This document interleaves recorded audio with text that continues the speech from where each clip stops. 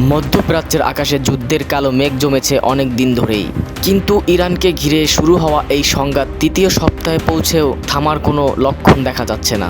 বরং প্রতিটি দিন যেন আগের দিনের চেয়েও আরও বেশি উত্তেজনা আর অনিশ্চয়তা নিয়ে হাজির হচ্ছে। পুরো পৃথিবী এখন তাকিয়ে আছে এই যুদ্ধের দিকে। ঠিক এই সময়ে সামাজিক যোগাযোগ মাধ্যমে ছড়িয়ে পড়ে একটি অ্যানিমেশন ভিডিও, যা মুহূর্তেই আলোচনার কেন্দ্রবিন্দুতে চলে আসে। 14 মার্চ আকশিয়াব নামে এক বাংলাদেশি কন্টেন্ট ক্রিয়েটর ইরানের যুদ্ধ পরিস্থিতি নিয়ে একটি অ্যানিমেশন ভিডিও প্রকাশ করেন। ভিডিওটির নাম ছিল the return of Khamenei. Post করার পর খুব অল্প সময়ের মধ্যেই ভিডিওটি বিভিন্ন প্ল্যাটফর্মে ছড়িয়ে পড়ে এবং হাজার হাজার মানুষ সেটি দেখতে শুরু করে।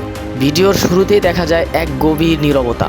ধ্বংসস্তূপের মাঝখানে লাঠিভর নিয়ে ধীরে ধীরে এগিয়ে যাচ্ছেন ইরানের সদ্যপ্রয়াত সর্বোচ্চ নেতা আয়াতুল্লাহ আলী খামেনি। তার সামনে মেঝেতে বসে খেলছে একটি ছোট শিশু। দৃশ্যটি যেন শান্ত, নিরীহ এবং আশাবাদে ভরা একটি মুহূর্ত। কিন্তু হঠাৎ সেই নীরবতা ভেঙে যায়। আকাশে গর্জে ওঠে মার্কিন F-35 যুদ্ধবিমান। শব্দে কেঁপে ওঠে চারপাশ। ঠিক সেই মুহূর্তেই খামেনি শিশুটিকে কোলে তুলে নেন, আর তখনই আকাশ থেকে নেমে আসে আগুন। বোমার আঘাতে মুহূর্তের মধ্যেই ধ্বংস হয়ে যায় সবকিছু। ধুলো আর আগুনের ভিতরে নিভে যায় দুটি প্রতীকী জীবন।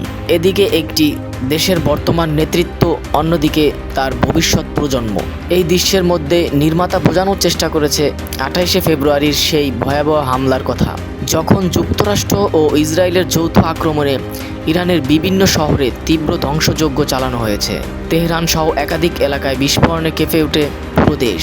সেই হামলায় নিহত হন বহু বছর ধরে ইরানের সর্বোচ্চ নেতৃত্বে থাকা আয়াতুল্লাহ আলী খামেনি। ভিডিওতে আরও একটি দৃশ্য উঠে আসে। দক্ষিণ ইরানের হরমুজগান প্রদেশের মিনার শহরের একটি বালিকা প্রাথমিক বিদ্যালয়, যেখানে তখন পড়াশোনা করছিল 7 থেকে 12 বছরের বয়সী ছোট ছোট শিশুরা। ঠিক সেই সময় আকাশ থেকে নেমে আসে আরেকটি হামলা। কয়েক মুহূর্তের মধ্যেই নীরব হয়ে যায় সেই স্কুলের প্রাঙ্গণ, হারিয়ে যায় অনেক নিষ্পাপ প্রাণ। নির্মাতা এই দুটি দৃশ্যকে একই সুতোয় গেঁথেছে। তার বাসায় যখন একটি দেশের নেতৃত্বকে ধ্বংস করা হয়, তখন আঘাত লাগে তার ভবিষ্যতের উপরও। এরপর ভিডিওর দৃশ্য বদলে যায়।